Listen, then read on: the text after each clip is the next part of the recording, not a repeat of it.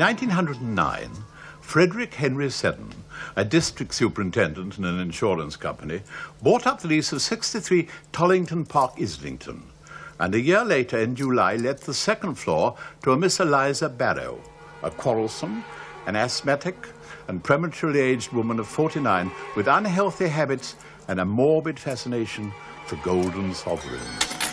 Miss Barrow and her ward, a 10-year-old called Ernest Grant, lived comfortably in their rooms in this respectable middle-class suburb. Miss Barrow, like her landlord, had a head for business. She sold some shares and the leases of 2 properties to Frederick Seddon, who agreed to pay her in return a weekly sum of £3 for the rest of her natural life. This life, however, was cut short in 1911, when after a 10-days illness, during which Mrs. Seddon nursed her devotedly, Eliza Barrow died of what was termed epidemic diarrhea. It wasn't until Eliza's relatives, the Vondereys, called at Tollington Park, that suspicions were aroused. Why did they never receive Seddon's letter informing them of Miss Barrow's death? What, they wondered, had become of Cousin Eliza's considerable financial assets, which they thought they were to inherit? They also learnt that not only had he arranged a pauper's funeral for Miss Barrow, he'd also claimed 12 and 6 months' commission from the undertakers. Given the haste and secrecy of her death, and the fact that her property had found its way into Seddon's possession, the relatives felt cheated and informed the authorities. Eliza's body was exhumed on November the 15th, 1911. Traces of arsenic were found, and investigations revealed that on August the 26th, Seddon's daughter Maggie purchased a 3-penny packet of flypaper stated on the label to contain arsenic and prominently marked poison. Mr. and Mrs. Seddon were arrested and charged with murder. It's unthinkable. Absurd. The first of our family that's ever been charged with such a crime. Willful murder, indeed. Yes, Papa. Now, see, I had no motive. None whatever. No, Papa. Until then, we must trust in the Lord. As always. Yes, Papa. Now, did you get that message to Mr. Dobbs? Yes, Papa. He said not to worry about closing the account. He quite understood the position and would wait to hear from you later. Good. I won't let this interrupt the household accounts. Sorry state we'd be in if I did. Were there any other messages, Maggie? No, Papa. From your mamma? No, Papa. Right. Did old Mr. Bannister arrive to fix the downpipe? Yes, Papa, but he didn't finish. He's coming back next week. Is he now? I'll have to watch what he charges. I can't be paying bills for work not done. If he thinks to take advantage just because I'm indisposed, he's got a surprise coming. Shall I tell Grandpa to give him some... No. Don't tell Grandpa anything, do you understand? And certainly nothing I say to you in here. Yes, Papa. How are Ada and little Lily? They're well, Papa. Good. It's a comfort to know my family are so brave. Yes. No message from Mamma, eh? You quite sure? Yes, Papa. I'd remember, wouldn't I? Yes, I suppose you would. Now, there's one other thing I want.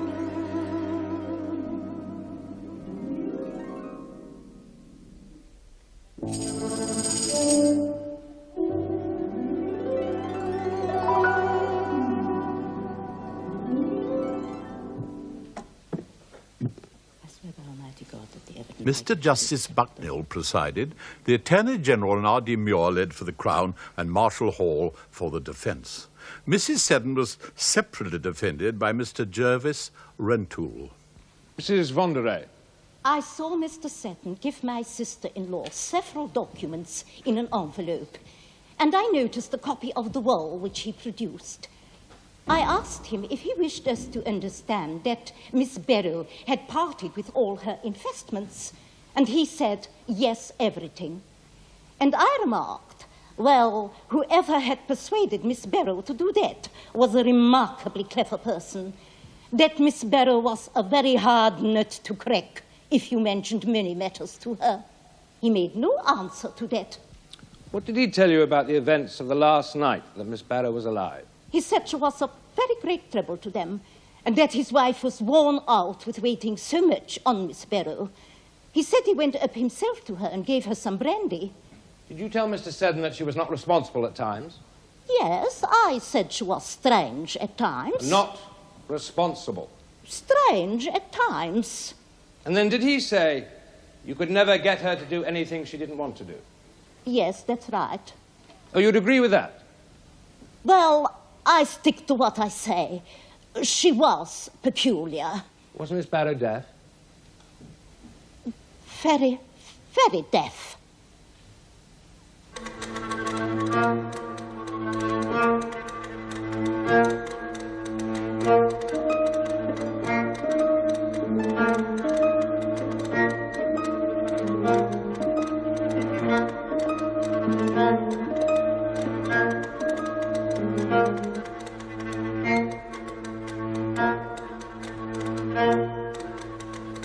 Do you need anything, Seddon? No.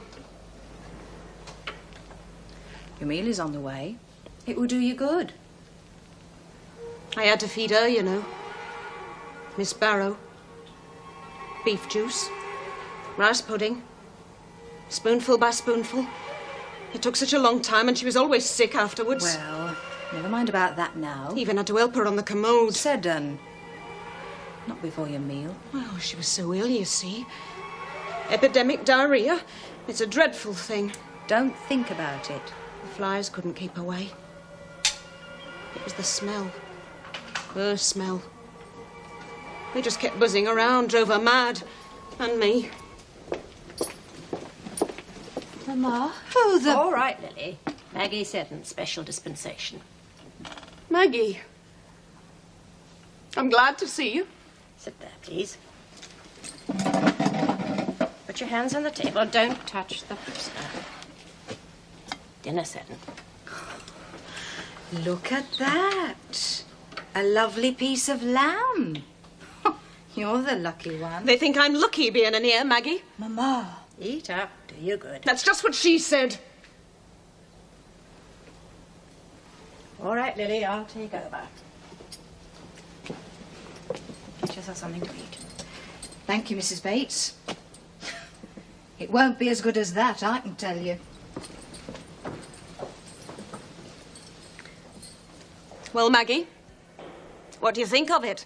Your mother a common prisoner? Mama, please eat something. Don't you start on me. I get enough from them. Sorry. It's all right.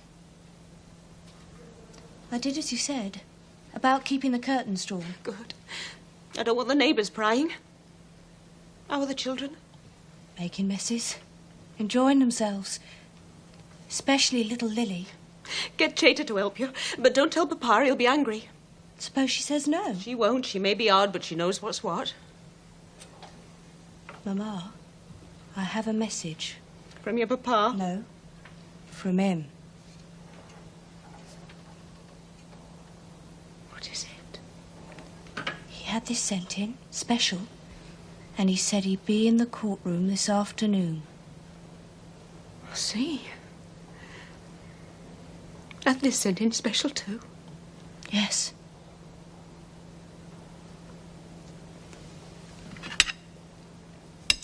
Papa's bearing up well. He told me he's only worried about you. Really?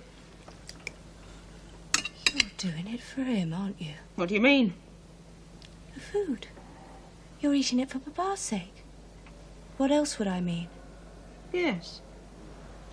Yes, of course.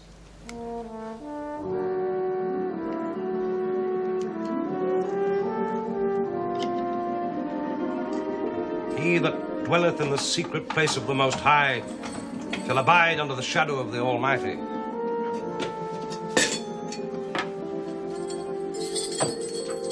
There you are, Seddon. Grub up. What's this? What does it look like? Mutton stew. Oh. Enjoy it, Seddon.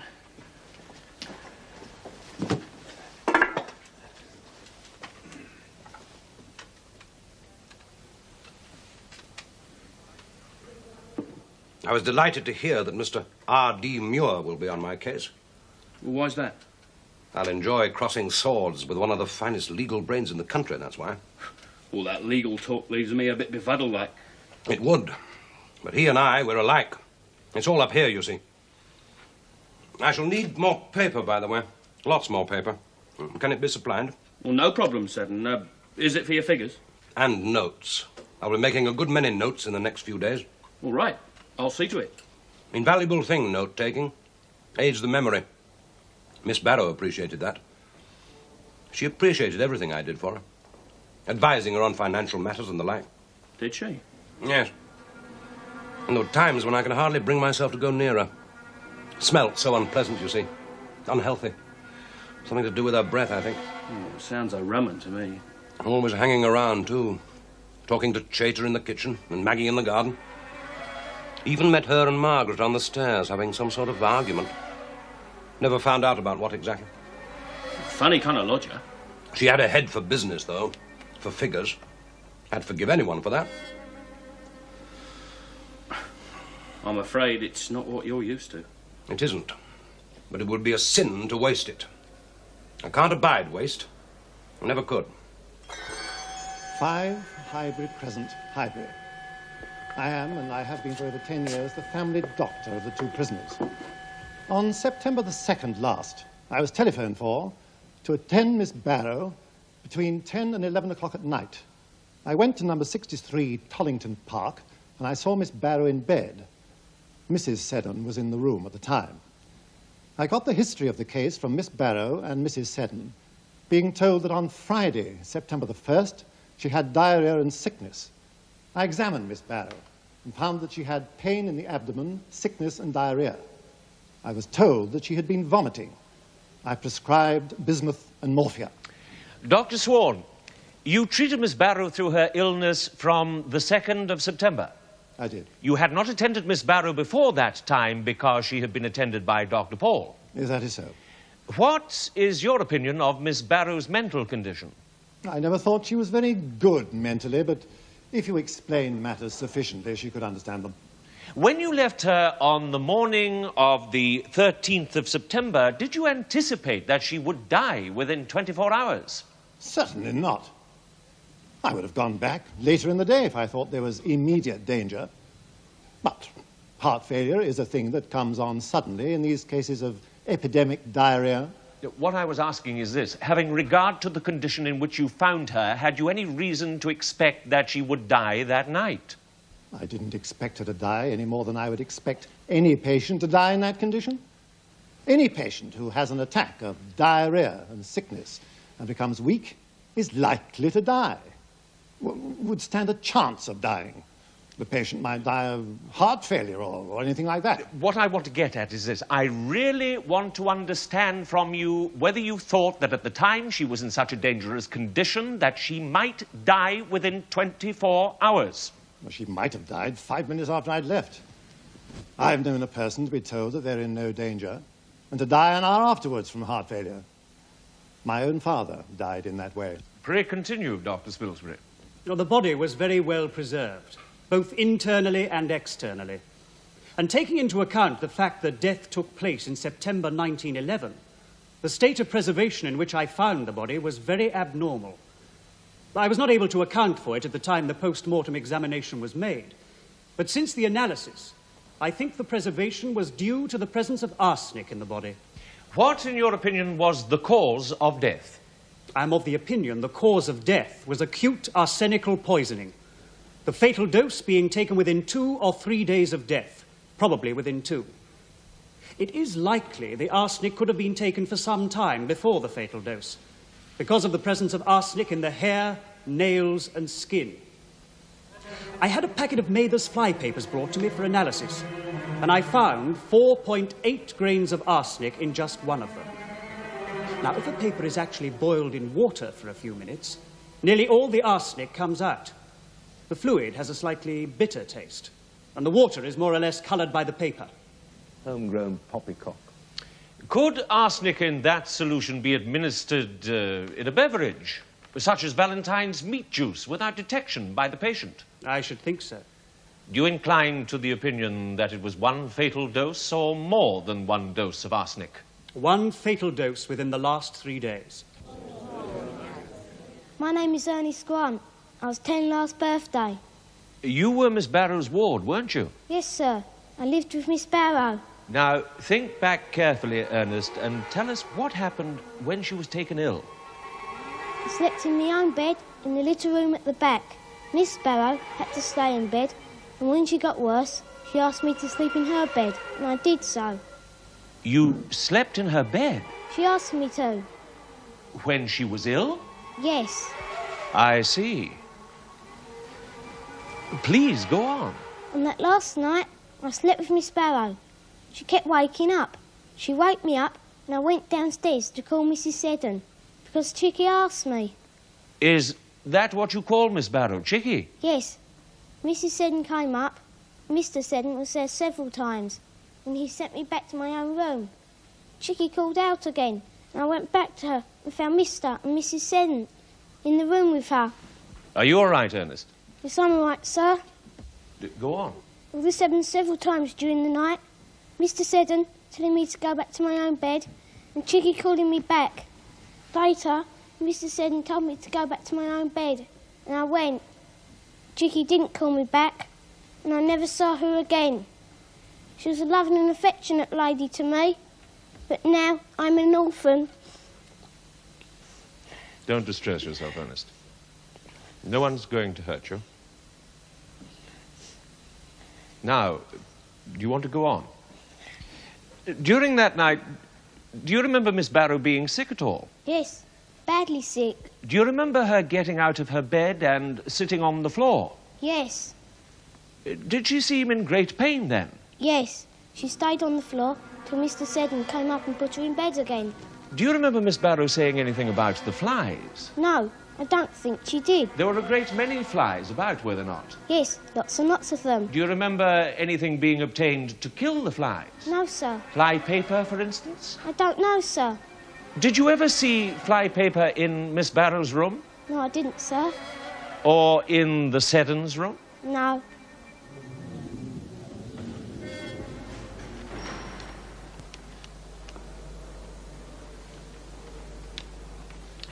No trouble getting your account paper? Very accommodating, I'm sure. We like to make things as comfortable as possible. That's what we're here for. Yes. Your young daughter coming to visit you today? She's got special dispensation, so I hear. Maggie? I don't know. She's a credit to you, that one. Yes, she is. And she'll have something to say about this business when she gets into the witness box. We're not allowed to discuss what she'll say, Seddon. Regulations. Well, very loyal she is. A dutiful daughter. All my family are like that. And I shall be out of here soon enough to see them again. Well, it's very comforting to see such a positive attitude, if I may say so. I have nothing to hide. I'm an innocent man. That's God's my witness. And that will get me out of here. Get us both out, Mrs. Seddon and I. Well, you have a brave lady by your side. A trifle slow-witted on occasion, but loyal to the last. I can always depend on Mrs. Seddon, you see. And she nursed Miss Barrow like an angel of mercy. I was proud of that.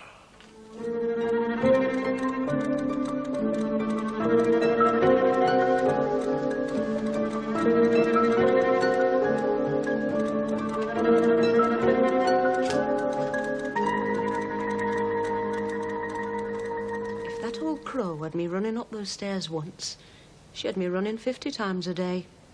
Wore me out. And every time I opened the door, the stench... Don't fret yourself, Seddon. It isn't good for you. Stop telling me what's good for me and what isn't. I'm only doing what's best. What's best is to get out of here. It's all right for you. You go home every evening. Me, I'm left in that dreadful cell with damp blankets and walls and a bucket. There, Seddon. Don't treat me as if I was a pet dog. Would you like me to get you a doctor? What good's a doctor? That was Frederick's answer to everything. We'll see where it got in. Calm down, Seddon. I'm perfectly calm, thank you. I do anything. No. She used to follow me, you know. Who did? Ah, Eliza Barrow. She'd creep up on me when I wasn't expecting. For a fat woman, she was very light on her feet.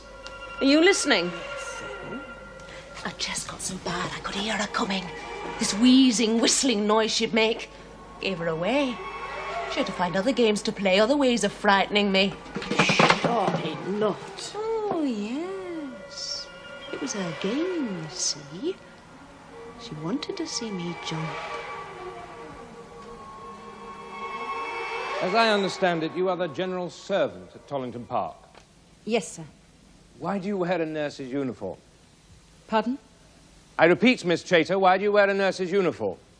I used to be a nurse. Speak up. I used to be a nurse years ago, sir. But I wasn't engaged as a nurse at Tollington Park. I see. What time did Miss Barrow used to get up in the morning? She was always up in time to see Ernest to school. And you say you never went into her room at all? No, never. Well, who washed up the things that came out of Miss Barrow's room? Miss Margaret used to do it. And nothing was sent downstairs to you to be washed? Well, yes, towards the end. Glasses and little things. Perhaps a cup and saucer. Did you break all the crockery saying, "I'm going, they'll arrest me next"? No, I made no such remark. Are you subject to sudden violent fits of shouting, saying that people are after you? No, nothing of the kind. I had far too much to do to go around shouting. On more than one occasion have threats been made to inquire into your mental condition? Certainly not. You must know a great deal about medicine. Well, I don't know much about preparing medicine and all that kind of thing. I see. Did you know that Miss Barrow suffered from asthma? I used to notice when she was going upstairs, she had difficulty in breathing. Did you ever tell Miss Barrow what was good for asthma? No, sir. Did you ever know that arsenic was good for asthma? Never in my life. If you don't ask this question, I shall. Did you ever administer arsenic to Miss Barrow? No. I'm not suggesting she knowingly administered arsenic to Miss Barrow for a moment. I don't think for a moment you meant to do so. Either knowingly or unknowingly? No, sir. As a specific for asthma, did you ever administer arsenic to Miss Barrow? I mean as a medicine, of course. No, sir, never.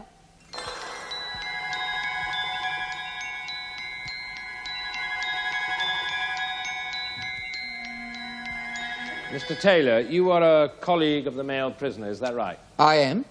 What do you say happened when you went to Tollington Park on the 14th of September? When I arrived at the house, Mr. Seddon was not in. I saw him later and continued working with him all that day. A little after 9 o'clock, I heard the chink of money. I turned my head and had a side view of Mr. Seddon's desk. I saw several piles of sovereigns and a good little heap besides. I estimated there was over £200 in gold. The prisoner packed that quantity into 4 bags. So the first thing that attracted your attention was the chink? It was the chink. And then he holds up one of the bags and he says to Mr. Smith, your fellow assistant, "Here is your salary." Yes. He said that as a joke? As a joke. He was in a very good temper? I never saw him the same as he was on that day. And he is joking while the dead body is lying in the house, according to your story? Well, he did hand the money to Smith. As a joke? As a joke. My son, the male prisoner, my daughter-in-law and myself were all present on September the 11th when Miss Barrow made her last will. We know Miss Barrow was very deaf. Ah, she were. Did she take the will and read it for herself? Well, the will were read to her, but she couldn't properly understand it, so she asked for her glasses so she could read it herself. Then she signed it, and she said, "Thank God, that will do." Well, on the same day that she signed the will, she seemed quite all right. Well, she was perfectly sane altogether. Did you notice if there were many flies around the room? Why, there were plenty of flies around, all right, both upstairs and down. Did you go to the undertaker's? Aye, me and my daughter and Mrs. Seddon, we all went to the undertaker's. We asked the woman in the shop to take the lid off the coffin, and Mrs. Seddon bent down and kissed the corpse.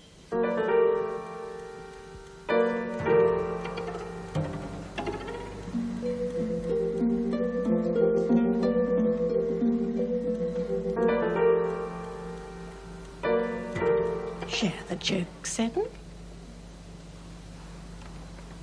What joke? You were smiling. Oh, nothing. Just an habit I have. Can't help it. It's good to see you cheerful. I'm not cheerful. I told you. It's just an habit I have. Oh? She couldn't stand it. What's your secret, Mrs. Seddon? She kept asking. Regular as clock chimes, once a month she'd go down with a bilious attack, and it was always me who had to clear up after her. You were good to her. Anyone can see that. Miss Barrow was filthy, you know. Never let me change the sheets. And little Ernie in bed with her, it was disgusting. Still, she keep asking. What's your secret, Mrs. Seddon? As though... Yes? As though she already knew.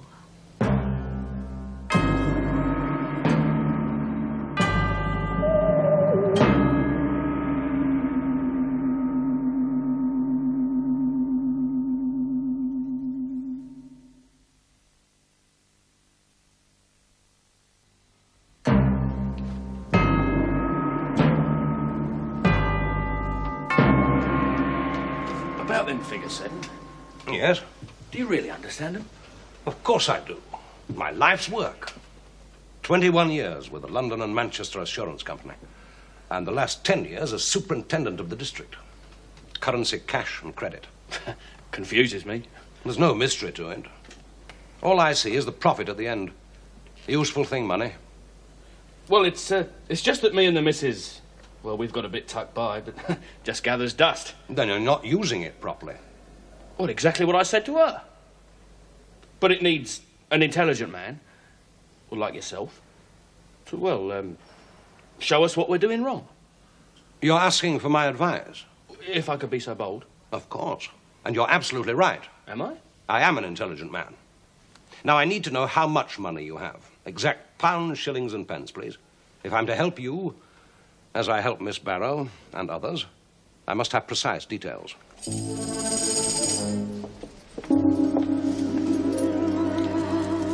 Oh, it's beautiful, Seddon. Just what you asked for the other day. Oh, Mamma usually gets what she wants, don't you? Please be careful with it. It's a lovely present, your husband. My husband? Mr. Seddon doesn't have the imagination for anything like that. Stop sighing, Lily, and off you go. I wish I had a fairy godmother to bring me things like that. Ah, but it wasn't a fairy godmother, was it, Mamma? Did you bring that blue bonnet? Oh, I'm sorry, I forgot. Can't ask you to do the simplest thing. Next time? It doesn't matter. I shall have to go into the witness box without it. I wanted to look at least halfway presentable. Really, Maggie, you'll forget your head one of these days. What are you smirking at? Don't be so hard on the girl, Seddon. Please don't tell me how to treat my daughter.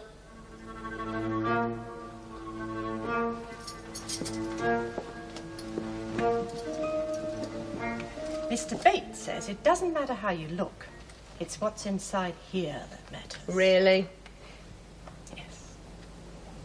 Well, don't let me interrupt you. I know what I want to do when I grow up. Do you? Yes. Have lots and lots of friends. And a husband. Well, no. Oh, you do, don't you, Mamma? Have lots of friends, I mean. Yes, well, never mind that now. Tell me a news. Has that downpipe been fixed yet? Your father will be so angry about it when he gets out. When...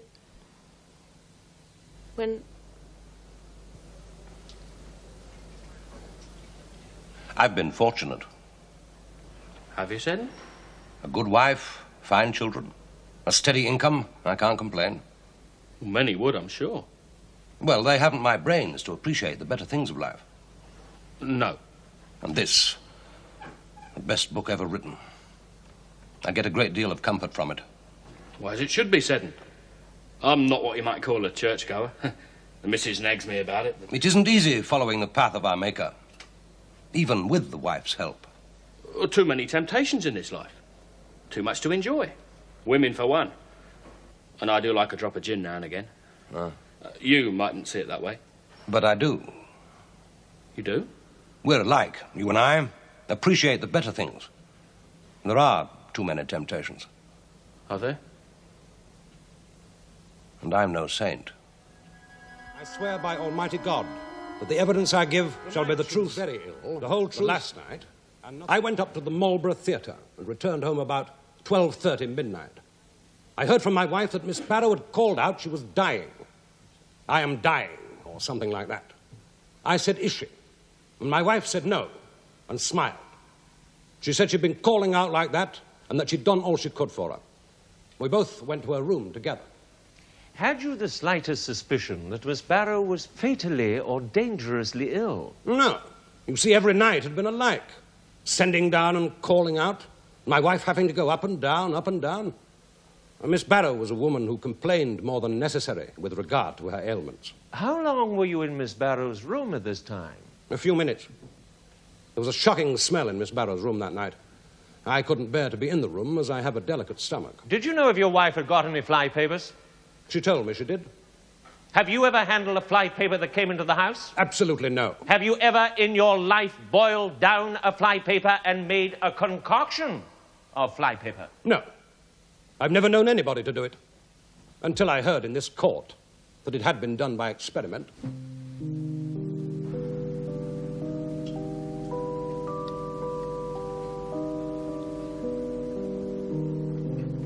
It's all over now, Maggie. What is it, Mamma? Are you unwell? I saw her. Who? Miss Barrow. She was there in the courtroom. Mamma, you're imagining things. She was there. I could smell her. And she looked straight at me. Mamma. And laughed. The evil old woman. Please stop it. You're frightening me. Am I? Don't be scared, Maggie. Ghosts are 10 a penny these days. Let's not talk about it. Jada says Papa's doing well. Is he? I felt so proud of him, standing there, telling the truth. Truth? Yes. I've forgotten what that is.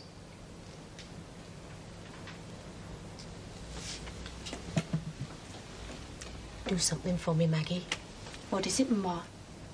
Can you get a message to him? To Papa? No. I've managed before. Tell him he must be patient. Is that all? Yeah. No thanks for the oranges and honey? That's enough, Maggie. And not a word to your grandfather. Of course, Mamma. One day you'll understand what this is all about. I want to go now.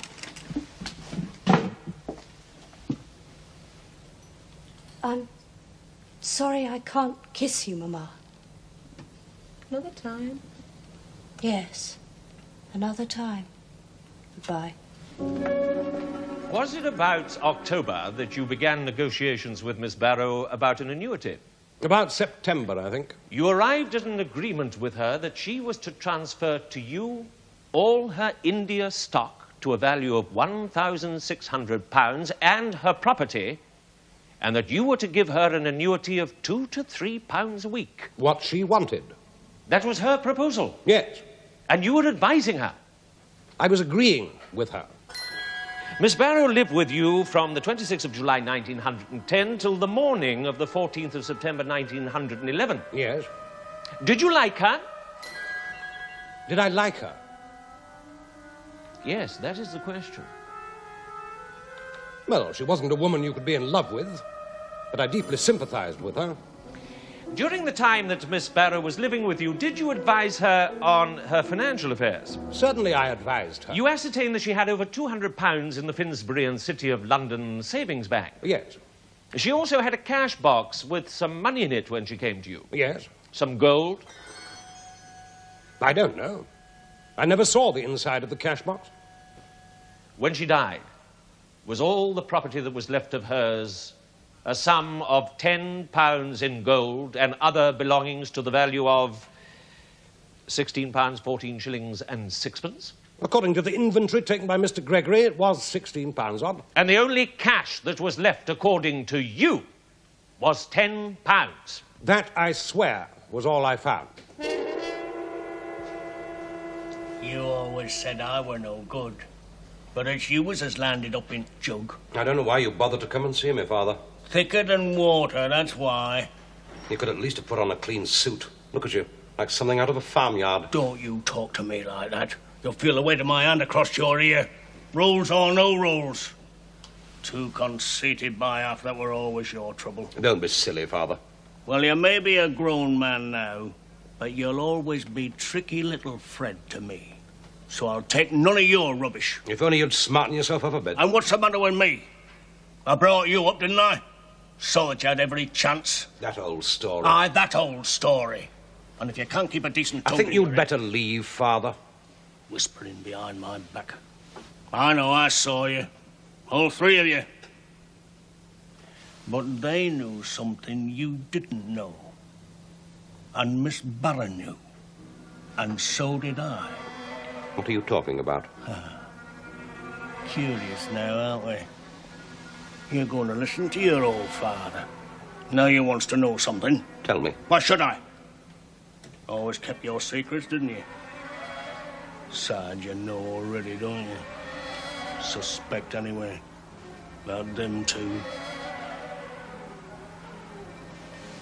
Eliza Barrow knew too, didn't she?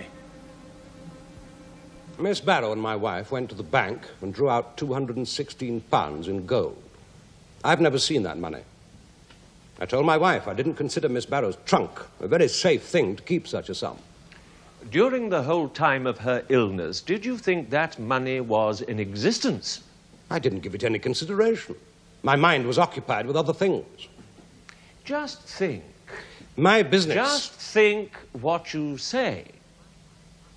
Your mind was much agitated with her putting this money into the trunk in her room. At the time, yes. But she told me she knew what to do with it. And she treated me with indifference for about a week after. But so far as you were concerned? I treated it like that. You treated the £200 like that. Is that your explanation? Yes.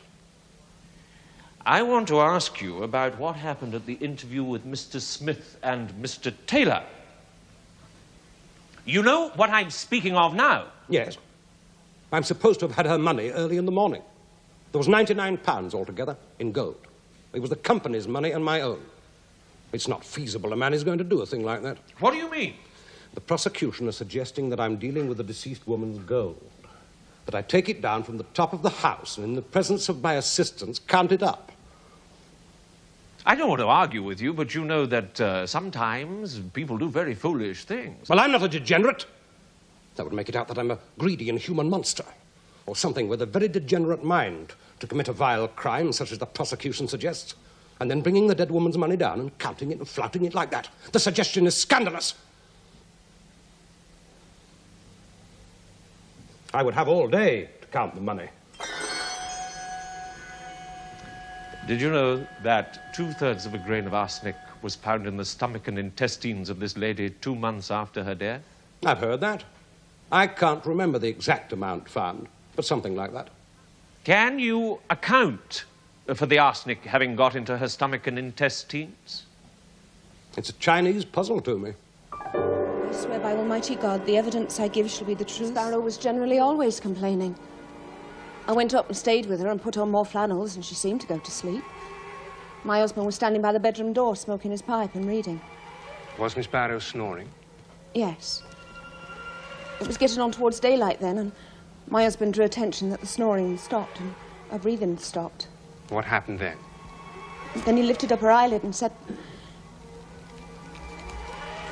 I can't say it. I don't like to say it. Never mind, say it low. He said, "Good God, she's dead." Then he hurried out and went for Dr. Swan. Have you ever administered or caused to be administered arsenic to Miss Barrow in any shape or form? None whatever. None whatever.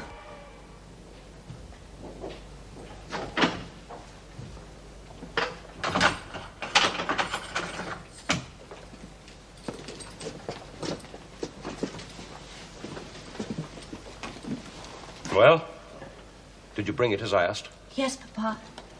Let me see. Let me see.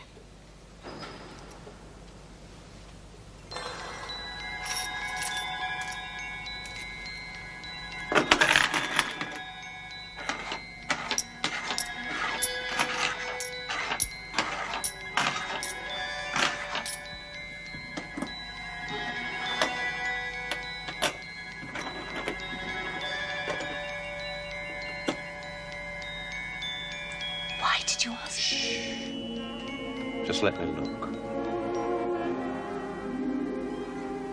I haven't. It's not the same as just doing figures.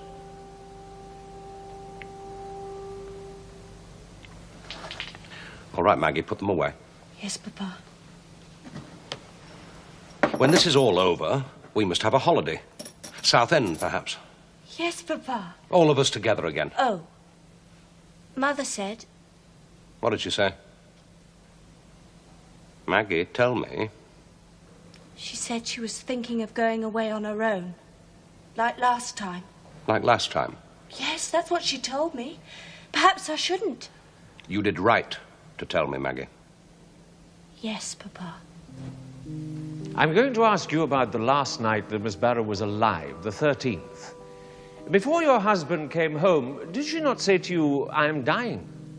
Not to me, no. To whom did she say it? You see, I was standing at the front door. The windows were open and I heard her shout, "Come quick, I'm dying." So, of course, I went upstairs. You found her very ill? No, she was just the same as she usually was. But she had bad pains in her stomach and she wanted to be sick. Rather an alarming statement, isn't it? Come quick, I'm dying, for a patient who'd been ill for several days and getting worse? No, Miss Barrow was always calling out. And sometimes I would never answer to her calls, you see. Did you tell your husband about it when he came in? Yes, I did. Did you smile at it? Well, I have a usual way of smiling at almost everything, I think. I cannot help it. It's my ways. No matter how serious anything was, I think I would smile at it. I cannot help it. You did not mean him to think there was no cause for anxiety. No, it's always my way, always. A way that he would understand. He knows my ways. Were you asked by the Chief Inspector whether you'd ever been to purchase fly papers? Yes, sir. I told the Chief Inspector I'd been to try and get them, but that was after all this business started. I went to Mr. Price's shop, but he wouldn't give them to me. I will read you your whole answer. Yes, I went to Mr. Price, but I didn't get any. The chemist was going to give them to me until I mentioned my name. That's right. Were you asked who sent you for them? Yes. And you couldn't remember whether it was your mother or Mr. Saint, your father's solicitor? That's right. I would like to point out what absence of proof there is in this case. First of all, there is absolutely no proof that Mr. Seddon ever handled any arsenic. Secondly, there is no proof that Mr. Seddon ever administered any arsenic. Thirdly, there is no proof that Mr. Seddon ever knew that Mather's fly paper contained arsenic. Fourthly, there is no proof that if he did know it, he knew that they contained a quantity sufficient to be dangerous to human life. There is a great mass of assumptions which you are asked to make.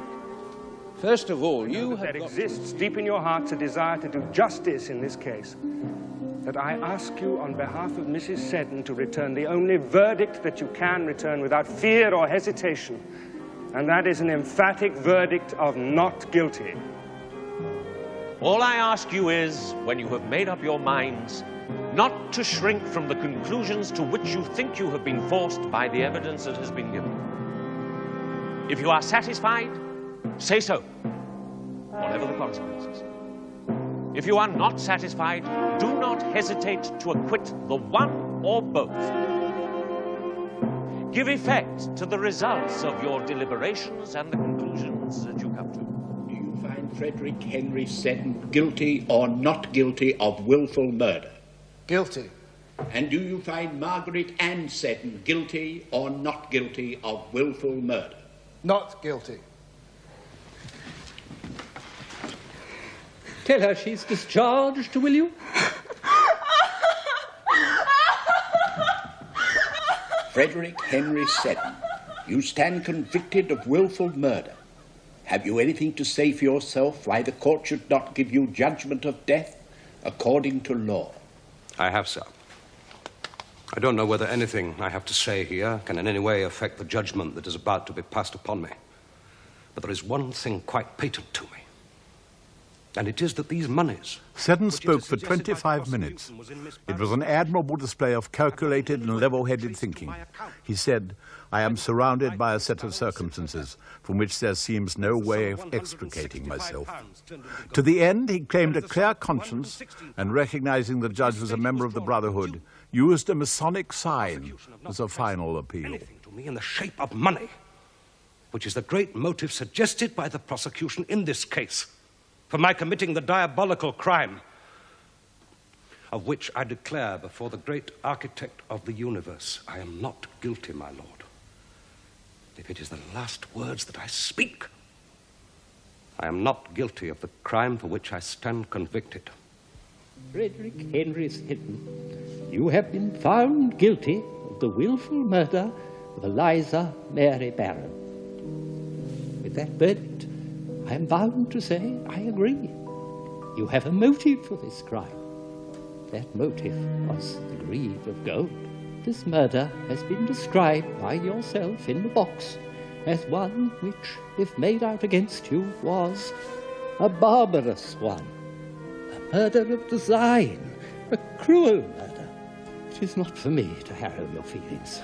It does not affect me. I have a clear conscience. From what you have said, you and I know that we both belong to the one brotherhood. And it is all the more painful to me to have to say what I'm saying. But our brotherhood does not encourage crime. On the contrary, it condemns it. I pray you again to make your peace with the great architect of the universe. Mercy, pray for it, ask for it. It may be some consolation to you to know that I agree with the verdict that the jury has passed with regard to your wife. She has done nothing wrong, sir. I am satisfied that the jury has done well and rightly in acquitting her. I am satisfied that they have done justice to you. Now, I have to pass sentence. The sentence of this court is that you be taken from hence to a lawful prison, and from thence to a place of execution, and that you be there hanged by the neck till you're dead, and that your body be buried within the precincts of the prison in which you shall have been confined after your conviction. And may the Lord have mercy on your soul.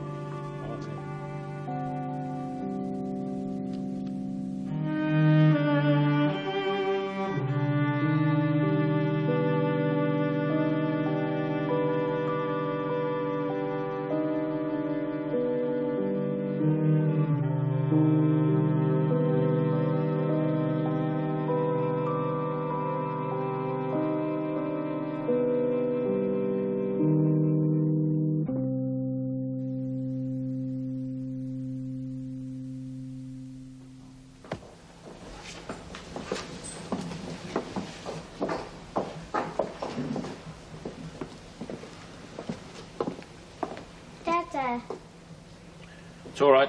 I'll keep an eye on him. Right, Seddon, just for a moment. Ada, my dear. Lily? You've been in hospital ever such a long time, Dada. Are you better now? Not yet, my darling. What funny clothes you're wearing. Well, Ada, dear, I have to go away on a big ship to get better. And I don't suppose I shall be back for a very long time. I don't mind, so long as you come back quite well. It's all right, Margaret. Don't cry. Here, Cheta.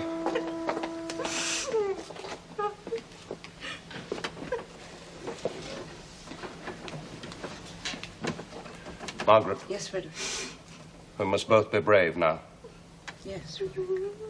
I'm a victim of circumstances. I'm condemned on ifs and guesswork and calculations. But death has no terrors for me. My dear, God be with you. Go quickly, Cheta. Look after her for me. Look after them all.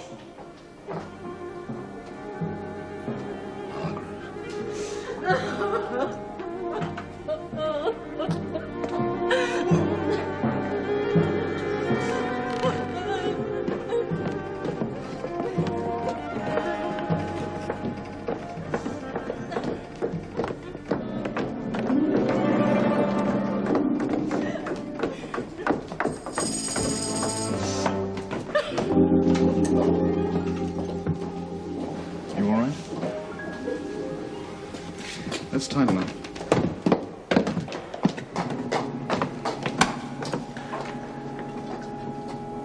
Frederick Seddon was hanged on April the 18th, 1912. Margaret sold a lurid story to a newspaper, claiming he'd forced her to watch while he administered arsenic to Miss Barrow. She later denied this story. Margaret Seddon married again, only a few months after her husband's execution.